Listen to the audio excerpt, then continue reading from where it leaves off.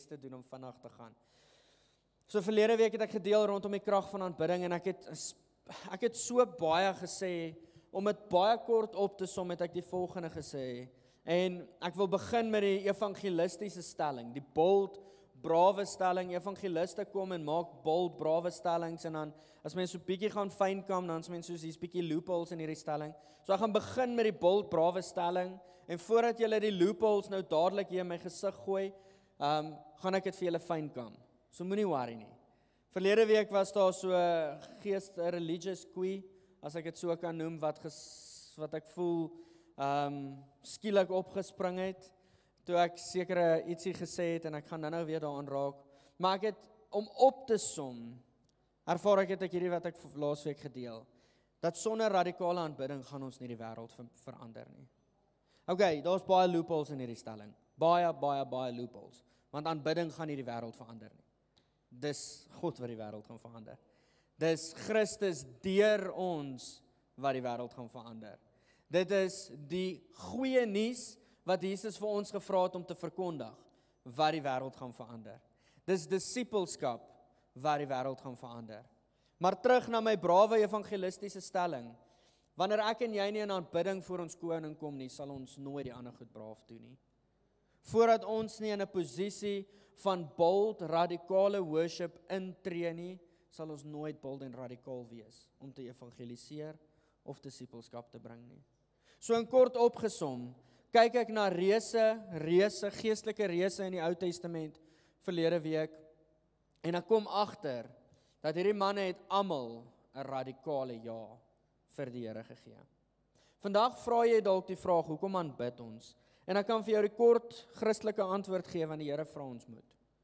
Maar ek wil vandag probeer om net so klein bietjie meer vleis aan dit te sit. Hoekom aanbid ons? Aanbidding, jy het dit al keer op keer gehoor, en jy gaan dit weer hoor, aanbidding is nie net musiek nie, aanbidding is 'n leefstyl, waarvan 'n musiek 'n baie groot rol speel. Kom ons kanselleer nie net musiek nie, want ek dink baie keer het ons onsself nou al so geleer, ons minds nou al so gecoach, nee, maar ek kan bid in my hart. Ek hoef nie saam te sing nie, ek staan mos hier in my hart en bid. Hierdie persoon wat hier voor met 'n vlag rondhardloop en dans en so af en toe 'n gelykie maak, ja, ek weet nie wat is daai nie, maar ek kan bid hier in my hart. Kan ek vandag vir jou sê, sonder radikale aanbidding, terug na nou toe, gaan ons nooit die wêreld verander nie. Ek het gefokus op Ecclesiastes 3, op Prediker 3, rondom die feit dat ek gaan nie Engels verwys, want ek onthou maar die Engels. Hy sê, eternity has been weaved in our hearts. Ek het klem gelê op, ek en jy het hierdie passie en hierdie konstante vraag tot meer. Ek dink elke liewe een van ons het al gekyk na lewe en ons het gevra, is daar nie meer tot lewe nie? Ek doen hierdie elke liewe dag, dit voel nie vir my satisfying nie, daar's meer tot lewe. Ek wil vir jou sê, daar is meer tot lewe. Daar's meer tot lewe in die sin van, jy is geroep om ons Jesus te reflekteer en visible, ek wil sê, ja, te reflekteer en te manifesteer op hierdie aarde. Wanneer mense na jou kyk, dan moet dit 'n bewusmaking wees. Dis die meer in hierdie wêreld.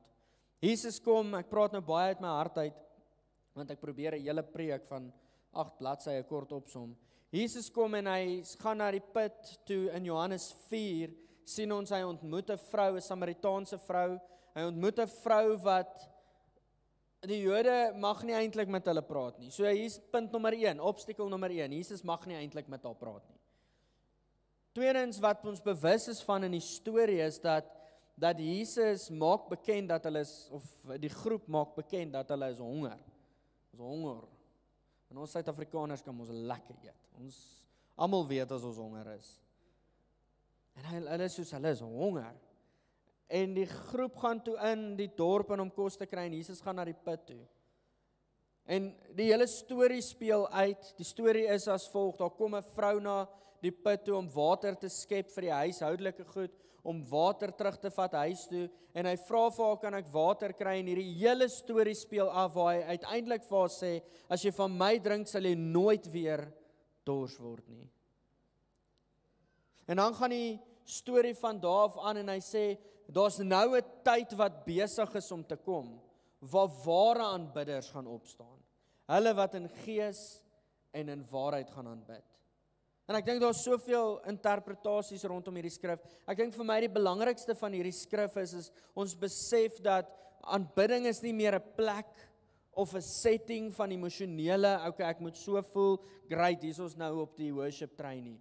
Dis 'n realiteit van toe Jesus gekom het, Johannes 20 vers 22, het hy na die disippels toe gekom, deur die muur gestap en ek spring nou baie rond, ek hoop julle volg my. En ek het gou asemhaal vir 'n slag, dat julle net gou opcatch wat ek gesê het, die transcribe net gou opcatch. In Johannes 20 vers 22 stap hy in die vertrek in deur die muur en kort weer opgesom, hy blaas oor sy disippels en hulle ontvang die Heilige Gees. In daai oomblik is dit vir ons die aanvangsbewys van die oomblik wanneer ons Jesus ontvang as saligmaker, ons redder, ons verlosser, kom die Heilige Gees en hy maak sy woning binne in ons. Efesiërs 1 vers 14 of 15, kom Paulus en hy sê die volgende, die oomblik wanneer ons in die familie van Christus ingestap het, kom hy en hy gee vir ons die Heilige Gees. Die Heilige Gees kom woon binne in ons. So Jesus kom en hy sê die ware tyd, of daar gaan 'n tyd kom van ware aanbidding, waar hulle in gees en in waarheid gaan aanbid. Skielik doen ons nie meer aanbidding om God se teenwoordigheid naby te kry nie. Skielik doen ons aanbidding want die volheid van God woon binne in ons. En ek voel, hierdie is 'n boodskap wat, en ek gaan sê ons as kerk, want dit sluit my hartseer ook in. Dis 'n boodskap wat ons as kerk soms mis. Ons probeer al die aksies op die tafel sit. Jy leef in sonde, sorteer jou lewe uit, en dan kom jy na Jesus toe. Ons sal dit nooit reg kry nie. Hierso is die waarheid, die goeie nuus wat Jesus vir jou gee. Kom na my toe, almal wat moeg en oorlaai is. Kom na my toe as die las van die wêreld vir jou te veel is, en dan kan ek vir jou 'n nuwe las gee. 'n Las wat lig is en 'n las wat sag is. 'n juk wat sag is en 'n juk wat lig is. En hy kom en hy sê, kom na my toe. Nie nou worry om jou lewe dadelik net uit te sorteer nie. Want hy weet een ding. Paulus skryf vir ons in 2 Korintiërs 3 vers 18. Want wanneer ons na Christus kyk, dan verander ons van heerlikheid na heerlikheid. Wanneer ons, kom ons lees dit. Ek wil vra dat jy jou Bybel oopmaak, 2 Korintiërs 3. Karen, sal jy hom vir my opsit asseblief? Ek het my Engelse Bybel hier. Asseblief. 2 Korintiërs 3. Vers 18. Ek is nie op nie. Vers 18 en dan gaan ons oorgaan na hoofstuk 4 tot vers 2 toe.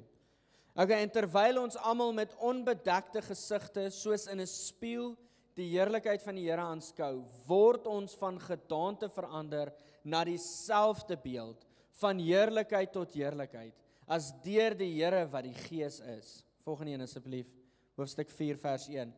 Daarom, aangesien ons hierdie bediening het, volgens die barmhartigheid wat ons ontvang het, gee ons nie moed op nie. Maar ons het van die heimlike dinge wat skandelik is, afstand gedoen. En ons wandel nie in listigheid of vervals die woord van God nie, maar deur die waarheid aan die lig te bring, beveel ons by elke menslike gewete voor God aan. Wat kom sê hy hierso? Want onbedekte gesigte kyk ons na Jesus en ons word getransformeer.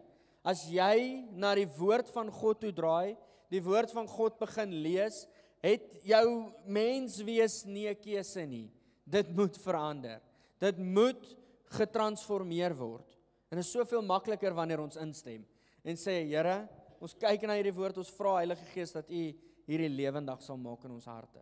Maar die oomblik wanneer ons na Jesus kyk, wat die woord van God is, of ons nou, ek gaan dit nou so sê, airy-fairy wil wees, en na Jesus kyk, of net straight up woord wil kyk, wanneer ons na Jesus kyk, word ons getransformeer, van heerlikheid na heerlikheid, van beter na beter. En dan sê Paulus, vir daardie rede, omdat ons hierdie goedheid van Christus ontvang het, kan ek nie meer in sonde bly nie, julle. Wil ek afstand begin doen. Ja, hierdie sigaret was lekker geweest, maar hoe meer ek vir Jesus kyk, hoe slegter raak hierdie ding. Hoe minder wil ek hierdie ding doen. Kyk my lewe lank al, ek's nou 'n man, na vrouens, as jy nou 'n dame is, na mans, kyk my lewe lank al, maar ek kom skielik agter, hoe meer ek in die woord tyd spandeer, hoe minder begin hierdie begeertes klop. Hoe minder begin ek wil nie so lyk nie. Ek wil nie wees soos hierdie nie. Want ons word van heerlikheid tot heerlikheid getransformeer.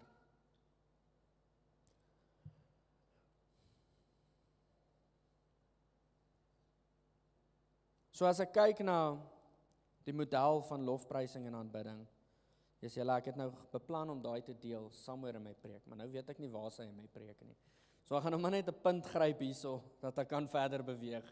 As ek gaan kyk na die model van aanbidding, dit is so wyd opgesom. Ons kan weke lank oor aanbidding praat. Vandag wil ek dit opsom in 3 goed. Daar's 3 hoofkerngedagtes wat ons deur die woord ontvang. En baie van hierdie kom ek haal dit uit die Ou Testament uit. Ek wil vir jou sê, Ou Testamentiese worship is nie dood nie. Ek dink baie keer kyk ons na die Ou Testament en ons dink, dis leeg en leweloos en dood. Het jy al lang gedink, Dawid het nie die Nuwe Testament gehad nie? En kyk na wat skryf hy in die Psalms. Jy sien uit die Torah uit die Pentateeg uit, is daar lewe. Daar's lewe wat in ons vorm en ons word verander uit die Ou Testament uit. Daai is vandag nog relevant. So wat gebeur is, ek sien in die Ou Testament om te bou van laasweek af, daar's 3 verskillende modelle wat ons kan toepas. En om in algeheel op te som, hoekom hierdie modelle, as jy 'n vinnige ou is wat dalk gefrustreerd raak as ek te veel praat, hier is die kort antwoord. Hoekom worship ons? Want van die heel begin af, van die eerste hoofstuk in Genesis tot die laaste hoofstuk in Openbaring, maak God vir ons 'n begeerte bekend. Hy wil 'n woning saam met sy mense hê. Hy soek 'n woonplek saam met sy mense. So wat is die verskil tussen die Ou Testament en die Nuwe Testament? In die Ou Testament het hulle geworship. Het hulle 'n radikale ja gegee sodat God se teenwoordigheid naby kan kom. Kyk na Gideon. Gaan luister my preek van verlede week. Ons soveel, ek dink ek het na 10 of 11 mense verwys. Dawid wat dans voor die ark. Josafat wat die worshippers eerste instuur. Dit maak glad nie sin nie. Maar hulle het die oorlog oorwin. So, wat is die Ou Testamentiese worship? God moet naby kom. Nuwe Testamentiese worship waarin ek en jy onsself bevind, is die volgende. Ons worship nie meer dat God naby kom nie. En ek voel, hier is net 'n oomblik waar ons moet pause. Ek voel soveel gelowiges waarmee ek te doen het, worship want hulle wil God se teenwoordigheid hê. Worship want hulle wil God se aandag hê. Here, sien my net raak asseblief. Vandag is hierdie waarheid vir jou. Ek het die goeie nuus vir jou. Jy hoef nie meer te worship om hom naby te kry nie. Want ek het dit nou gesê, volheid van God woon binne in jou en my. Julle, dis nie 'n gedeelte nie. Die woord sê nie vir ons dis 'n gedagte van God nie. Dis die volheid van God wat binne my en jou woon. So kan ek vra dat ons net gou ons oë toemaak. Ek dink ek het 'n illustrasie wat alles dalk sal aktiveer. Veronderstel jouself, hier is hierdie saadjie. Party mense is imaginary, party is nie. Party gaan nou sien dis 'n mieliepit, party gaan nou net sien dis 'n ronde ding. Vir my is dit 'n ronde ding. Veronderstel jouself, jy sien hierdie put wat in die grond gegooi word. En skielik zoom die grond bietjie in en jy sien dat die vrugbare grond lê net so 2 centimeter laag en onder dit is daar hierdie klippe, is daar hierdie rotsformasie onder hierdie klippe. Ek dink ons kan logies weet wat gaan die uitkoms wees van hierdie saadjie. Hy gaan ge-uproot word. Ek verwys nou hier na 'n gelykenis wat Jesus gedeel het. Daai saadjie gaan uitgewaai word deur die wind. So hier kom 'n boer en hy vat hierdie saadjie want hy sien, o, maar hierdie saadjie lê nie op die regte plek nie. Hy vat hom en hy skuif hom so meter regs en want hy weet, hierso is die grond nou sag, hier is die grond perfek. En hy kom sit hom mooi in lyn en hy plant hom lekker diep. En so begin hierdie saadjie groei. En hierdie saadjie wat vir my 'n ronde saadjie was, is in my storie nou 'n appelboom wat besig is om op te kom. En soos wat die appelboom besig is om te groei, is hy nou al 3 meter, 4 meter lank. En skielik kom daar hierdie blommetjies en hierdie bloeisels op die boom. En 'n rukkie later sien ons dat hierdie blommetjies het verander in vruggies in. Hier is 'n vraag vir jou. Het jy al ooit 'n appelboom 'n appel gesien eet? Vir wie is die appels? Die appels is vir die mense wat rondom hom beweeg. So kom ons probeer net gou hierdie storie prakties maak. Ek en jy is daai saadjie. Ek en jy is in hierdie wêreld ingebore. Daai saadjie is nie eens geplant nie, hy's gegooi. En hy's op verkeerde grond gegooi. Party van ons is in 'n wêreld ingebore waar jou ouers absoluut niks met jou te doen wil hê nie. Jy's in hierdie wêreld net ingegooi. Jy's dalk miskien eers afgelaai. Jou ouers worry niks oor jou nie. Van ons het dalk 'n meer bevoorregte lewe gehad. Ons ouers dien die Here. Amper sê ek 'n kerk se naam, maar jy raak groot sonder die krag van die Heilige Gees. Die saadjies is maar gegooi, maar is nie in die perfekte grond nie. En so is ons gelaat vir die lot. Totdat daar 'n boer kom. Totdat daar 'n redder kom. Totdat daar 'n koning kom en sê, maar Jesus, hierdie saadjie is op verkeerde plek. Kom ek sit hom hier op die mooi plek, op die grond wat ek weet gaan groei. En daar word hy geplant. En nou met tyd word hierdie saadjie water gegee. Hierdie saadjie word kos gegee en daar begin 'n boom opkom. Wow! Hierdie boom begin vestig. En hierdie boom hou nie op groei nie. Ons het 'n wat is daai boom se naam nou? 'n Baobab, 'n krumetart boompie wat al die pad van Messina afkom. Maar daai stokkie groei nou al aan 'n stokkie vir 8 jaar. Ek dink van ons gelowiges groei maar soos daai ou stokkietjie. Krumetartboom word mos honderde jare oud. Moet nou nie 'n krumetart wees nie. Wees 'n boom wat vinnig groei. Maar in elk geval, nou is die boom besig om te groei. Daai boom naderhand kan nie homself keer nie, want hy word gevoed. Die water kom. En dan die uitkoms van daai is, daar's vrugte wat hang. Hierdie som my en jou as gelowiges se lewe op. Ons is gelaat aan die dood, daar het 'n redder gekom, hy het ons geplant in die grond waar ons moet wees. Die uitkoms van plant in die grond waar jy moet wees is vrug. Die Here kom nie en hy doen iets sonder intent nie. Hy het nie in die Ou Testament gekom en net per toeval, hier's 2 bome, julle mag nie van daai nie eet nie. Dis nie net 'n oopsie, ek het 'n verkeerde boom gemaak. Hy het nou maar verkeerd opgekom, so vir my om nie. Daar's intensie tot alles. Een van die goed wat getoets was in daai oomblik, is sal hulle hom volg? Sal hulle hom obey? Sal hulle gehoorsaam wees? Maar dis nie my preek nie. So die uitkoms van 'n saadjie wat geplant is daar moet vrug wees dat ander kan sien. So kom ek gaan terug na my preek toe. Ek het 3 minute. Kom ek gaan terug na my preek toe. Wanneer ek en jy as seun van God gemerk is deur sy Gees, is daar veronderstel om iets anders te begin kom uit ons uit. En hierdie is 'n sound of worship wat geraise moet word.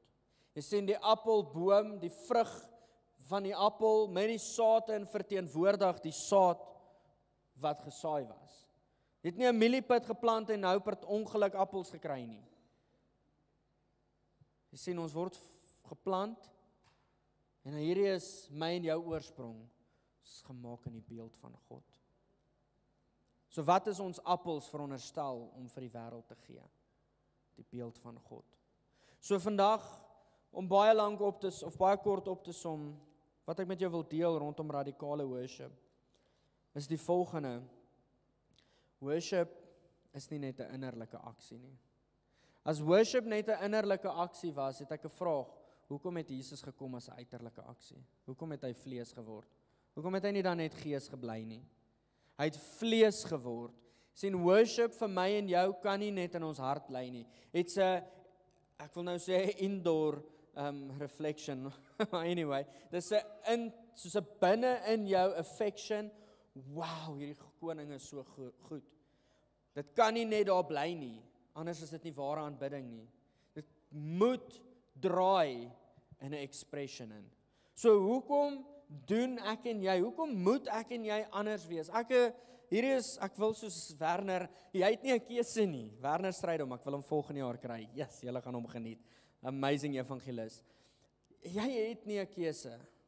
Dis hoekom jy kosteberekening in die begin moes doen. Family, vandag, ek het al hierdie vir jou gesê, ek is nie okay daarmee dat jou lewe dieselfde bly nie. Ek wil vir jou sê, as jy in die teenwoordigheid van die Here is, moet jou lewe getransformeer wees, en moet jy hier uitstap en volgende week terugkom met 'n getuienis, want die vrug wat jy dra is veronderstel om lewens te verander. So worship, wat is worship? Kom ons kyk na die fisiese, daar's 'n opdrag vir ons gegee, in die woord. Daar's Hebreëse woorde, ek het lank gebattle, moet ek dit met julle deel. Hierdie is die aktiwiteit van feesviering, hoe worship uitspeel. Ons sing hard, ons klap hande. Jy het dalk ingestap en gedink, ek wil nie deel wees van die Happy Clappy kerk nie. Wel, as Josafat die Happy Clappy kerk was, wil ek maar in sy kerk wees, want hy het die oorlog oorwin. Daai Happy Clappies en die singertjies, hulle het die oorlog oorwin. Ek wil nie aan die verloor kant wees nie. Sien, ons almal is, ja, ek praat te veel. Ek is te lief vir julle.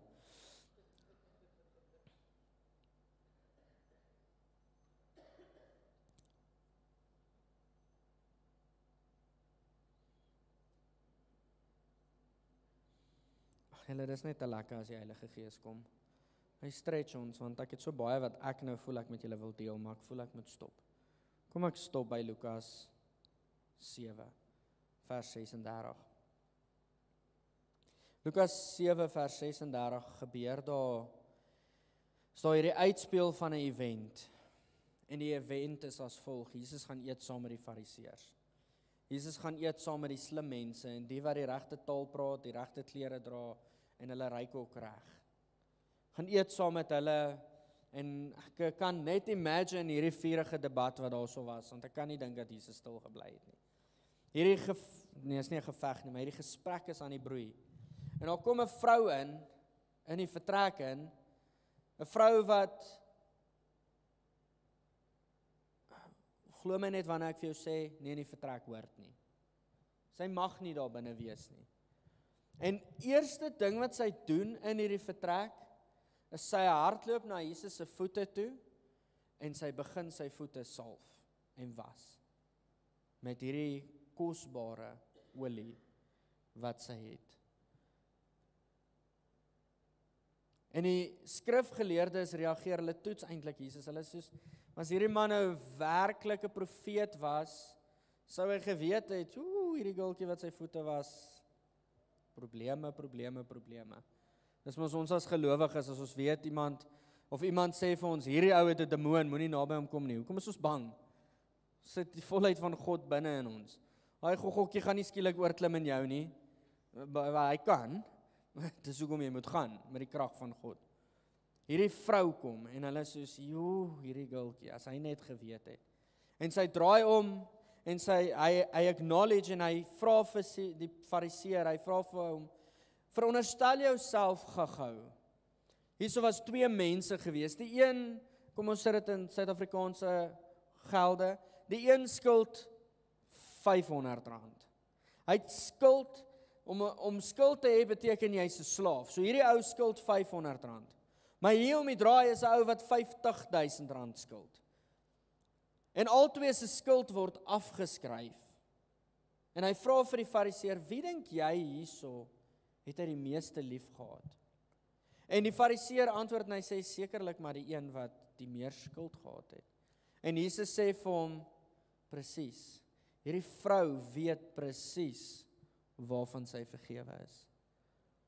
Ek het in jou huis ingestap, jy het nie eens vir my 'n watertjie aangebied nie, jy het my nie eens verwelkom nie, ek voel nie eens tuis hierso nie, maar hier kom sy in 'n ander huis in waar sy nie mag wees nie, en sy kom verwelkom my, sy soen my voete, sy kom gooi dit wat die duurste is uit. Kan ek vir jou sê, hierdie vrou, kom ek lees wat ek wou sê. Hierdie vrou was nie wild, omdat sy dramaties was nie. Hierdie vrou was wild, omdat sy geweet het hoe vry sy is. En vandag, ek wou so baie met julle gedeel het rondom, wat is lofprysing, wat is aanbidding.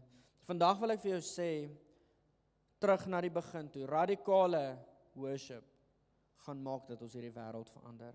Het jy 'n begeerte om Middelburg in Suid-Afrika verander te sien? Kan ek 'n hand sien? As jy nie het nie, los jou hand af asseblief.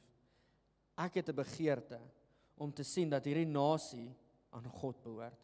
Alwen het dit nou gebid uit die worship uit. Ek is moeg daarvoor om te hoor ons is 'n Christelike nasie. Maar die geloof wat uitgebrei word en ingeforseer word in alles is die moslim geloof. Hulle is die geloof wat voorkeur kry met als. Ek is moeg daarvoor om hierdie goed te sien. Ek voel ek wil soos half 'n lyn trek en sê ek gaan nie toelaat dat dit verder gaan nie. As gelowiges het ek en jy nou nodig om 'n staan te maak. Ongelukkig gaan my staan alleen nie 'n ja bring nie. Maar saam gaan ons 'n ja bring. Het jy geweet as jy gaan kyk na die psigologiese en wat met jou liggaam gebeur wanneer ons corporate saam sing, is daar twee goed wat gebeur. Eerstens is die musiek en die melodie maak dat ons een hartklop het. Hulle het dit letterlik gaan toets op 'n koor. Ek kan nou nie die koor onthou nie. Hulle het dit gaan toets op 'n koor. En die uitkoms van die musiek was dat hulle almal se hartklop het presies in lyn gekom. Een beat. Soos in lyn het hulle almal begin dieselfde hartklop dra. So hoe gaan ons hierdie nasie verander? Deur saam te begin worship. Radikaal ons, Here, hierso is ek. Hier is my hande. Dit maak dalk nie sin om my hande in die lug te sit en met my skouers raak lam. There's some action. Ek meen, Josafat se mense word aanbeveel. Stap die oorlog so in met julle stemme gerig. En agter, okay, kom ons stuur nog 'n profeet en dan, okay, jy kan maar jou swaard uithaal. Stap met jou hande in die lug in die oorlog in. Dit maak nie sin nie, but there's something that happens. En vandag is hierdie my oproep op jou. Kan ek jou vra om radikaal te begin worship? Kan ek jou vra om nie te begin worship volgens jou preferences nie, maar te worship volgens wat hy begeer? Hy vra vir ons, kom ek het beplan om hierdie te sê. Onthou julle die kinderkerkliedjies? Al julle volke, juig tot eer van God, verhef jou stem en roep sy naam. Hoekom leer ons hierdie goed vir die kind as ons dit ergens uit gaan groei? Ons leer hierdie goed vir ons kinders. Wees loud, jy gaan eendag stil word. Skree vir nou, want eendag mag jy nie meer nie. Nog 'n liedjie, loof hom Mary. Loof hom. Nou hoekom is die dromme 'n issue in die kerk? As hy dit vra. Dis so lekker om die Here te dien. Hoekom lyk dit dan nie lekker nie? Damn it man.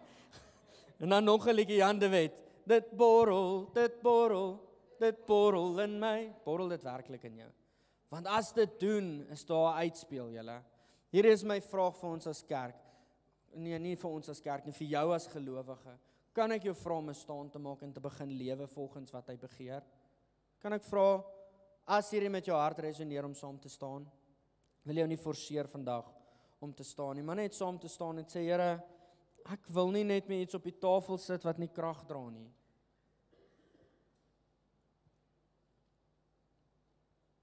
Here, dankie vir kerk vandag.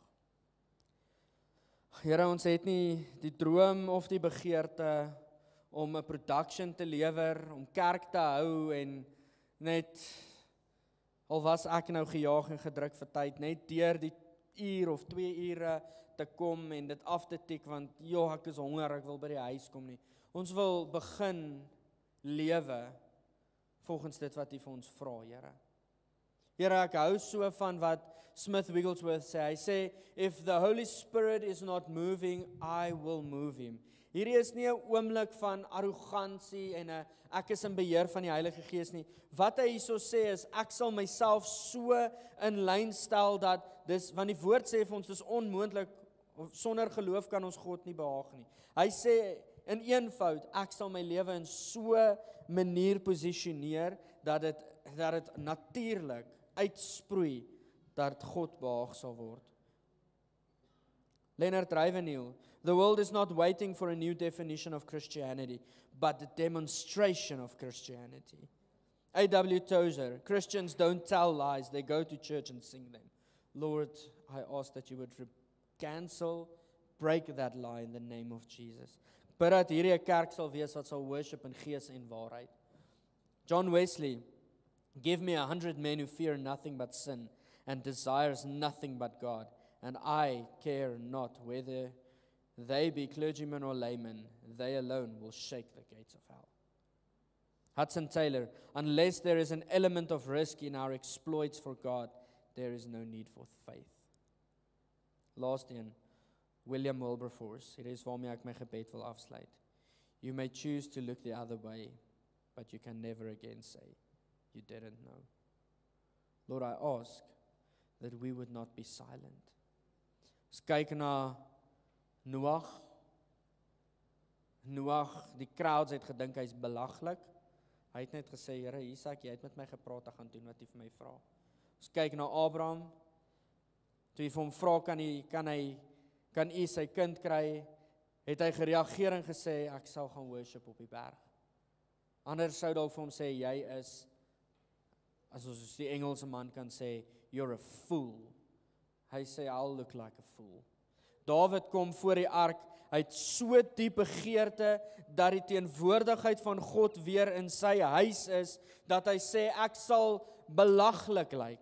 I will be a fool, maar julle sal my nie stil maak nie. I will be even more undignified than this. Watch my.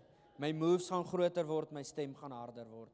Die musiek gaan meer word, al hou jy nie daarvan nie, want ek kan nie stil bly nie. Here, ons kyk na Gideon, wat 300 manne eventually moes kies, en die hele weermag aanvat.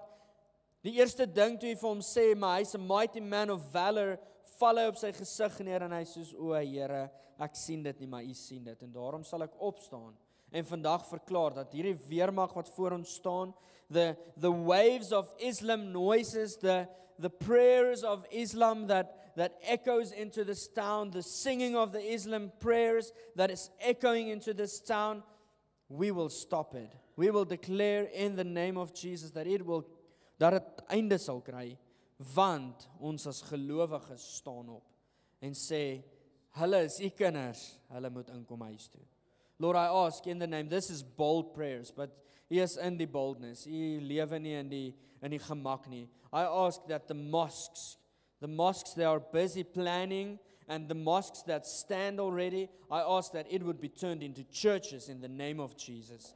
Lord, I ask that there would become a radical move of your Spirit in this town, in the name of Jesus. Here, en dan kyk ons Jesus na U. Die radikaalste wat daar kon wees. Gee sy lewe vir sondaars. Dit maak nie sin nie. Maar jy het 'n begeerte gehad, dat die mense by U kan wees. So Here, mag ons daardie selfe begeerte dra. Kan ek jou vra om jou hande net so voor jou oop te maak? Here, kom merk ons. Maak dit jou eie gebed. Kom brandmerk ons harte op hierdie oomblik vir 'n verlore wêreld. In die naam van Jesus.